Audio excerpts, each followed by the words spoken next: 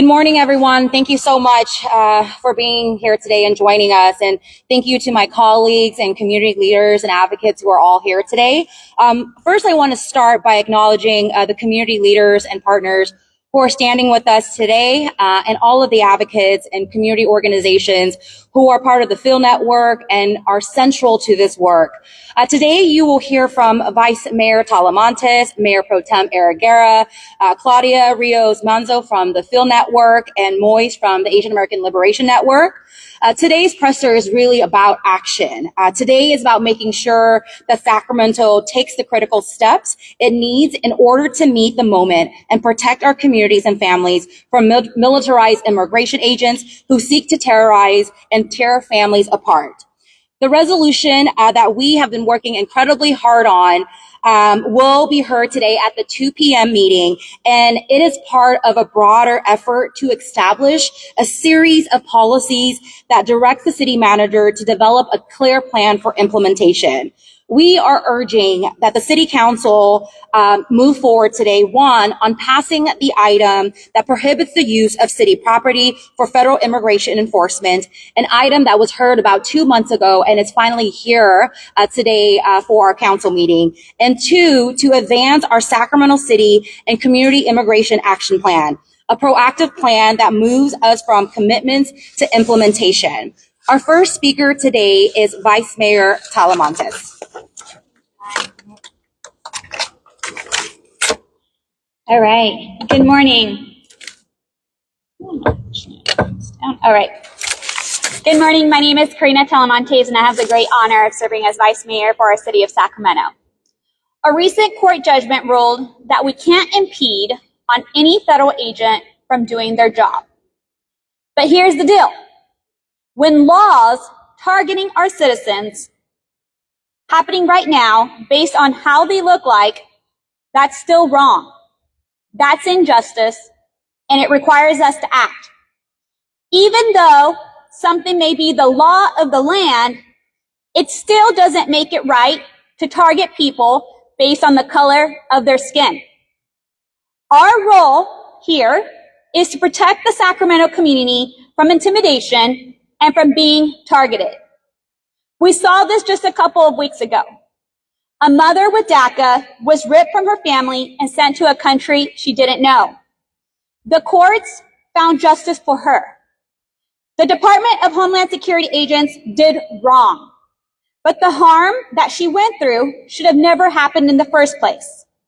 We here at the City of Sacramento will continue to challenge Trump and his administration with amicus briefs and lawsuits, because what we're seeing on the daily basis here in the United States of America is a government that doesn't follow the Constitution meant to protect us. The recent Ninth Circuit Court decision in the United States versus California essentially held that anything, a statute, an ordinance, or a policy that can be considered an obstacle to a federal operation is unconstitutional. For the city, that means that any policy that moves from managing city business to directly regulating federal law enforcement procedures faces a high risk of being declared void. But here's what we have power to do. The city's strongest legal position lies in managing our own city properties. There is nuance here. Spaces like offices, parking garages, and community centers, those are ours to manage as a city of Sacramento. We are not trying to oversee federal agencies perform their duties. We are managing our own house. If this resolution passes, we will work closely with the city manager to make sure implementation stays within what the court allows. At the same time, we are not stopping, because our job here at the City of Sacramento is to protect all of our residents, because our community deserves to feel safe, and they deserve to know that their city is on their side, and we will continue to act in solidarity with our immigrant community. Thank you, Vice Mayor Talamantes. Our next speaker is Claudia from the FUEL network. Good morning, everyone. I'm Claudia Rios Manzo. I'm with the California Immigration Project and the Sacramento Fuel Network. The Sacramento Fuel Network is a coalition of over 80 organizations, and fuel partners provide deportation defense representation, community education presentations, and mental health services to Sacramento City residents. We also provide trainings to service providers so they have the most up-to-date information and materials about constantly changing immigration policies to share with our communities. I am here today to urge the entire council to not only pass this policy, but to prioritize the demands and pleas of our community partners, of our community being uplifted by our partners. This policy to prohibit federal agents from using city property is a step in the right direction, but we know that the terrorization of enforcement through family separation seeps into every part of immigrants' lives. The fear of persecution hindering our action is one our immigrant neighbors know too well. It waits for them at the door every time they step out of their homes. Arbitrary policies, last-minute hiked fees, and changes to eligibility have been placed like landmines by this administration, inciting more fear to seek relief or even go about their daily routines. In partnership with the City of Sacramento and coalitions like the RISE Hub, we hope to support policies that will aid in fostering a city where our neighbors can go to school or work without fear and live their lives with greater stability and dignity. Fuel partners bring a wealth of experience and expertise in serving immigrant communities and are already on the front lines doing outreach, providing education and critically needed services. We must leverage our strengths and learn from other cities that have already navigated this storm. Together, we can create the world we envision for ourselves. Sacramento has a proud and long-standing record of not only welcoming immigrants, refugees, and asylees, but also investing in and advocating for them. This record should not remain in the past, but should be continued to demonstrate the city's enduring commitment to this population and serve as a powerful response to the urgent needs of Sacramentans at a time when cruel federal policies seek to intensify their hardships. This continued momentum forward will ensure that many of the most vulnerable and underserved in our community continue to have access to critically needed services, especially at a time when immigrant rights, livelihoods, and safety are under assault. Thank you. Thank you, Claudia. Our next speaker is Mayor Pro Tem Eric Guerra. Thank you very much, Councilmember Vang. Bottom line, our tax dollars should not be used to victimize our own community. And this is exactly why we continue to fight this effort every day. And for history, for all our city's history, immigrants here have worked hard. They show up to work, they own their businesses, and they spend their tax dollars here. And our city resources should be used to support municipal services and will continue to support the needs of our people here and not be used to be victimized. Yet all too long in our history, we've seen it. My family felt it in the 80s when many immigrant families who were working in the fields and making sure that people had food to eat were victimized and rounded up. We need to learn from that history and stop that repetition again. Well, here in the city of Sacramento, we will continue to make sure that our city resources are here to support our families here. That's what our city resources are for, and that's why this ordinance continues to build on the work that we've done. Not only since our first resolution in 2017, when we made it clear that our police officers shall not be asking people for their immigration status, because it has no bearing on municipal services. There's no reason for someone at the counter here to ask for your immigration status when you're coming to get a permit with the city, when you're going to get a resource with the city, when you're going to the park or the community center, because it has no bearing on municipal services. We pay our tax dollars here every day, and those resources should be here for our city. And most importantly, our city of Sacramento honors the California Constitution, the Constitution of California that was ratified by the states, that remembers us that we are a United States of America. And the first article of our California Constitution, and this is the strongest point here when there's questions about data sharing and why our city is making sure that we're protecting our privacy of all of our residents, including our immigrants in our community. Let me read it for those who haven't studied well, and I'm sure that many of those that are out there victimizing our community probably haven't even read their own California Constitution, let alone our U.S. Constitution. But Article 1 of California Constitution, all people are by nature free and independent and have inalienable rights. Among these are enjoying and defending life, liberty, and acquiring, possessing, and protecting property, and pursuing, obtaining safety, happiness, and privacy. We have the city of Sacramento, and every city in the state of California should be following the Constitution of California, Article 1, that ensures people's privacy. When you come to the city, we will not be sharing your information because it's a responsibility under the Constitution. And most importantly, we must ensure that all people, and the Constitution doesn't say one group or another, it says all people are by nature free and independent. We need to make sure that we honor that right there, because that's exactly what has made us strong as a city, is the immigrants and the communities that have come here. If you drive down Stockton Boulevard, how Little Saigon has flourished, has become a strong place of businesses. When economies were difficult, they kept it afloat. When you go down, Northgate Boulevard and Franklin Boulevard, you'll see our immigrant communities of Mexican descent have built that place, made it strong. Somos fuerte aquí porque los inmigrantes llegaron a apoyar y a dar su esfuerzo para hacer una ciudad muy fuerte. Y el artículo 1 de la Constitución de California dice que no vamos a dar nuestra información, vamos a proteger la privacidad de todos, que es nuestra responsabilidad de usar nuestros recursos para la ciudad de Sacramento. Y con eso vamos a continuar la lucha. Thank you very much, and let's go Sacramento. Thank you. Thank you, Mayor Pro Tem Guerra. Our last speaker is Moiz from the Asian American Liberation Network.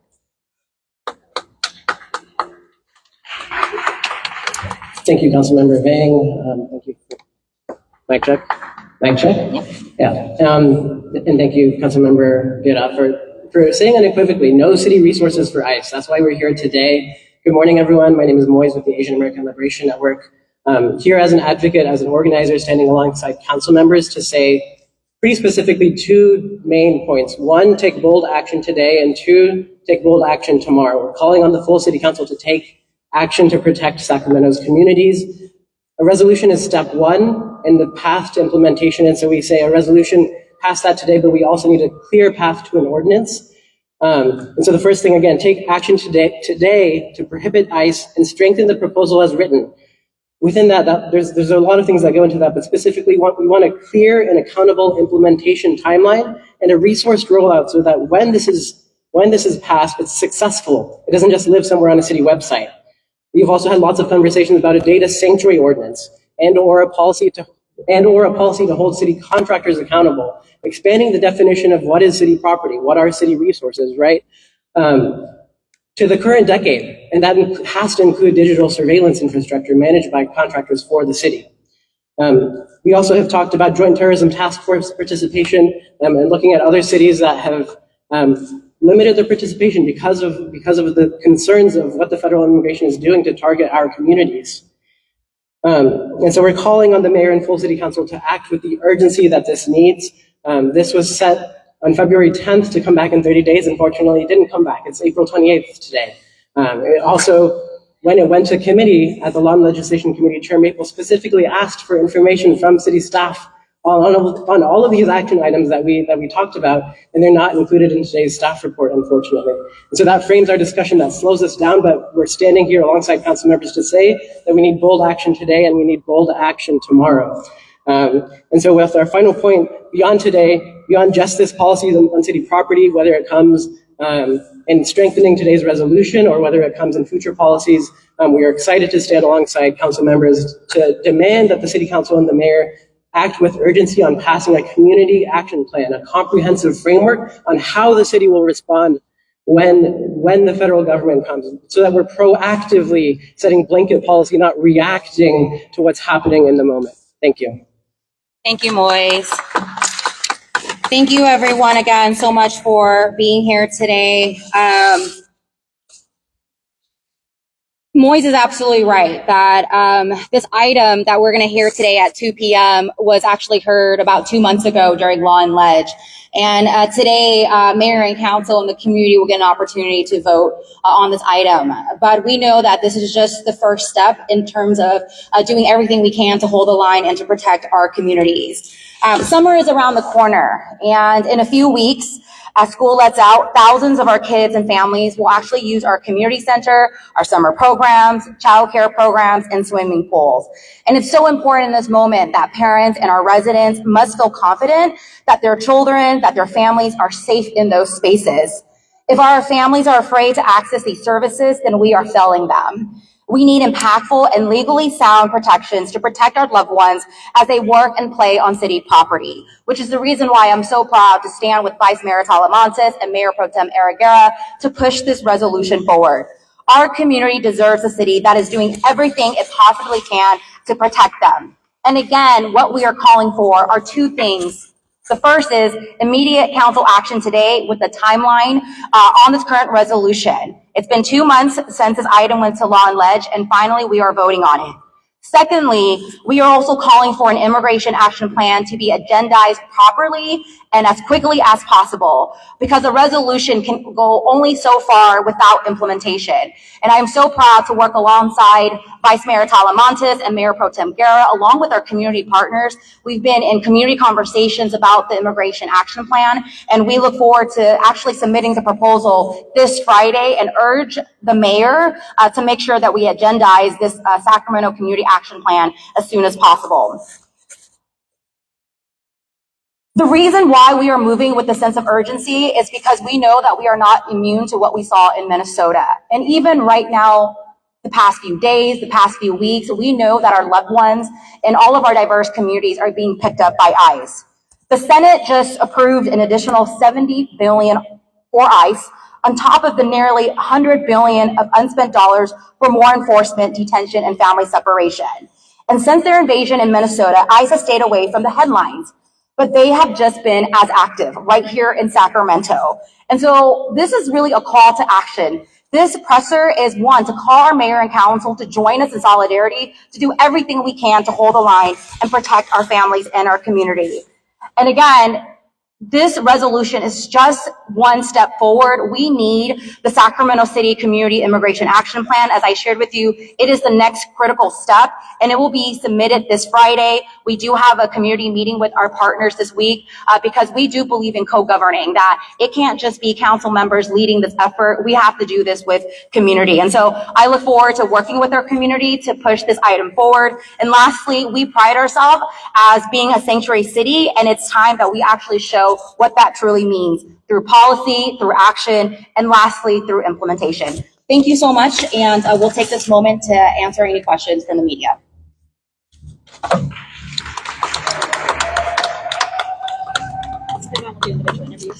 Or we can also do individual interviews as well. Okay. Could you? Okay. We have Riley. Riley. Okay, go Riley. Go ahead. Riley from Radio.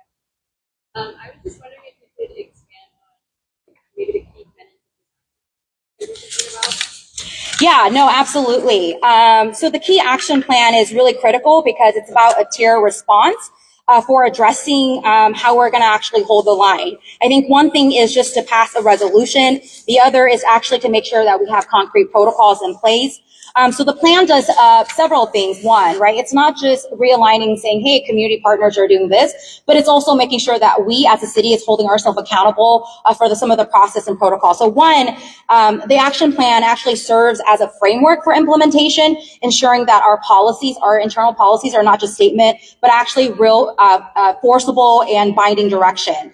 The other piece is that this community action plan is not just created by the three of us. It is informed and co-governed with community. It is community informed, reflecting their voices, their lived experience, and especially advocacy groups that are on the front line, like NorCal Resist, AALN, Cal Defense, and so many more organizations. The other piece is also ensuring that this plan has a proactive and coordinated approach, and that we are not working in siloed as we are responding to federal immigration enforcement. And the last piece is just making sure that we're coordinated as a region, our CBOs, our city, and also our county partners. And I just want to add that it defines clear roles and responsibilities for our partners. What Minneapolis showed us is that the people stood together to fight Trump and his administration. You had religious faith-based leaders. You had business. You had unions. You had government staff. You had politicians. You had community-based organizations. You had people on watch. You had people giving out water, keeping the peace, organizing people, saying this is where you show up, this is what you do. And so this framework clearly defines those roles and responsibilities for the organizations and individuals that want to become allies in our fight against the Trump administration. And it gives people a place to go, a place for people to sign up. And this is where our community-based organizations are helping us really create a one-stop shop for people to know everything that we are doing here in the city of Sacramento and beyond to be able to push back and protect the residents of Sacramento. Yeah, this action plan builds on what we have learned from the creation of the fuel network. When we created the fuel network, we created a response that when we knew people needed legal services, because you unlike in a criminal court where everyone gets an attorney, here in civil court it's not mandated. So making sure that people have representation. But then when we had an influx of Afghan refugees who had served and supported our community, the fuel network allowed us to expand and respond and coordinate with people. When we had asylees from Venezuela, the new arrivals, and they were dropped off here by the Texas governor, it allowed us also to have a network. But now we have a disruptive and aggressive federal government going after families and disrupting economies of cities. And this is why we have to evolve and fill the gaps and we will most likely need to evolve again. So I think this is a way for us to reconnect, break the silos, so that we are ever responsive to making sure that our working families continue to live what the Constitution of California says, ensuring that all people have the right to happiness. In fact, that's in the Constitution. Can't do that when you have a tyrannical federal government. Thank you. And I'll just add it because I think we've been focused a lot on also the community-based organization. I just want to say they've been doing so much to hold the line.